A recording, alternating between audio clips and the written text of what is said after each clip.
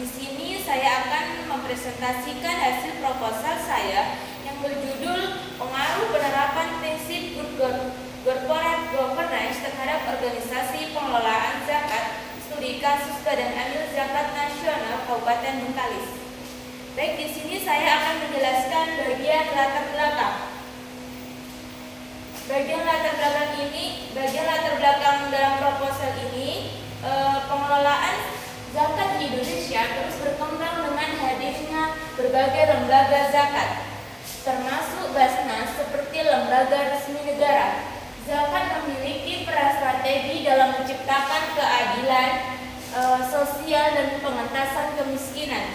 Namun, Basnas Kabupaten Bengkalis masih menghadapi tantangan seperti rendahnya partisipasi muzaki, kurangnya transparansi dan distribusi dana yang belum optimal. Penerapan prinsip Good Corporate Governance atau GCG, ada transparansi, akuntabilitas, pertanggungjawaban, kemandirian, dan kewajaran diperlukan untuk meningkatkan kinerja dan kepercayaan publik terhadap pengelolaan zakat.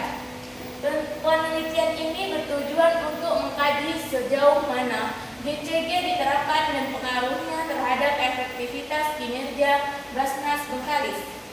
Selanjutnya, rumusan masalah yang pertama adalah bagaimana penerapan prinsip Good Corporate Governance dalam pengelolaan zakat oleh Basnas Kabupaten Bengkalis. Dan yang kedua adalah bagaimana pengaruh penerapan prinsip Good Corporate Governance terhadap efektivitas organisasi pengelolaan zakat di Basnas Kabupaten Bengkalis. Selanjutnya, tujuan penelitian dari proposal ini yang pertama adalah menganalisis penerapan prinsip-prinsip Good Corporate Governance dalam pengelolaan zakat oleh Basnas Kabupaten Bengkalis. Tujuan yang kedua adalah mengetahui pengaruh penerapan prinsip Good Corporate Governance terhadap efektivitas organisasi Basnas Kabupaten Bengkalis. Selanjutnya ada manfaat penelitian. Ada dua. Yang pertama adalah menjadi referensi bagi penelitian-penelitian selanjutnya yang berkaitan dengan Good Corporate Governance dan lembaga keagamaan. Dan yang kedua, bagi Basnas Kabupaten Bengkalis, hasil penelitian ini dapat menjadi bahan evaluasi dan perbaikan terhadap sistem tata kelola organisasi agar lebih akuntabel dan transparan. Selanjutnya, kedua yaitu landasan teori. Di sini saya akan menjelaskan yaitu apa penerapan. Penerapan adalah tindakan nyata dalam melaksanakan teori atau metode secara terencana untuk mencapai tujuan tertentu yang melibatkan program, pelaksanaan, dan target sasaran. Selanjutnya yaitu Good Corporate Governance atau GCG itu adalah sistem tata kelola organisasi yang menekankan pada transparansi, akuntabilitas, pertanggungjawaban, independensi, dan keadilan dengan tujuan melindungi kepentingan pemangku kepentingan serta meningkatkan nilai perusahaan. Selanjutnya, Good Corporate Governance atau GCG mulai berkembang pasca krisis ekonomi dan diperkenalkan di Indonesia melalui kode GCG tahun 2001 yang mengatur fungsi direksi, dewan komisaris, sistem audit, etika bisnis, dan hak-hak pemegang.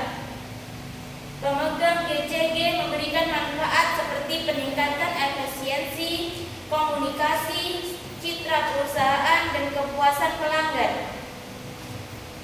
Selanjutnya ada prinsip-prinsip Good Corporate Governance, itu ada 5. Yang pertama ada transparansi, adalah terbuka, mudah, dan dapat diakses oleh pihak yang membutuhkan secara memadai dan mudah dimengerti. Dan yang kedua ada akuntabilitas, itu adalah bentuk pertanggungjawaban atas aktivitas organisasi dalam bentuk laporan oleh penerima amanah kepada pemberi amanah. Yang ketiga ada pertanggungjawaban, itu adalah prinsip fundamental yang menuntut agar setiap tindakan kebijakan organisasi dapat diuji dan dipertanggungjawabkan. Yang keempat ada kemandirian. Adalah suatu keadaan di mana bank dikelola secara profesional tanpa pengaruh atau tekanan dari pihak manapun. Dan yang terakhir ada kewajaran, yaitu pelaku yang adil dan setara kepada semua pemangku kepentingan. Selanjutnya ada organisasi pengelolaan zakat. Itu adalah sebuah institusi yang bergerak di bidang pengelolaan zakat, infak dan sedekah.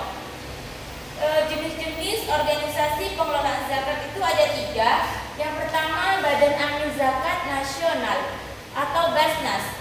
Yang kedua ada Lembaga Amin Zakat atau LAZ. Yang ketiga ada Unit Pengumpulan Zakat atau UPSZ. Selanjutnya, kerangka pemikiran. Selanjutnya, jenis penelitian.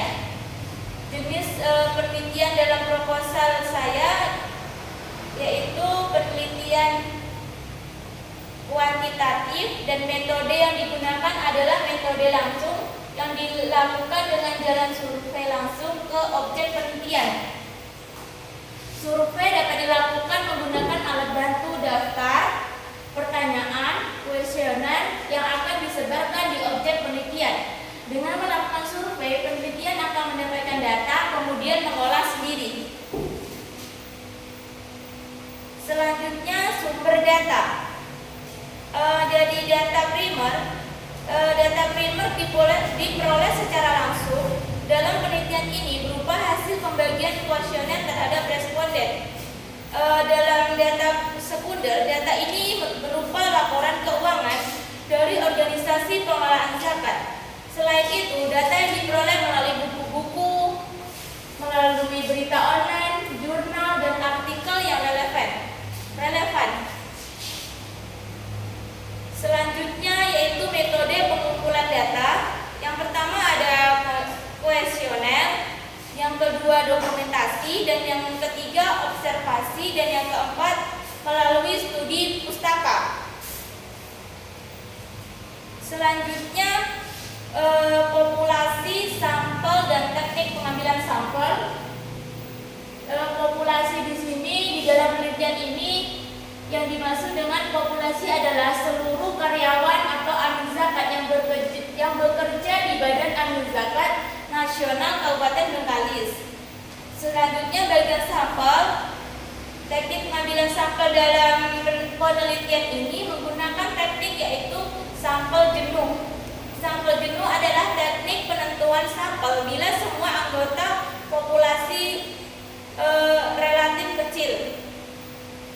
Selanjutnya teknik pengambilan sampel. Dalam penelitian ini teknik pengambilan sampel yang digunakan adalah teknik sampel random sampling.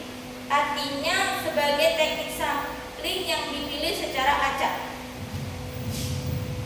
Mungkin itu saja presentasi dari proposal saya. Saya akhiri. Wassalamualaikum warahmatullahi wabarakatuh.